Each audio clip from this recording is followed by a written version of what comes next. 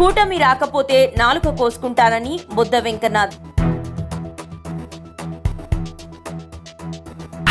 ఆంధ్రప్రదేశ్లో కూటమి ప్రభుత్వం రాబోతుందని టీడీపీ నేత బుద్ధ వెంకన్న ధీమా వ్యక్తం చేశారు.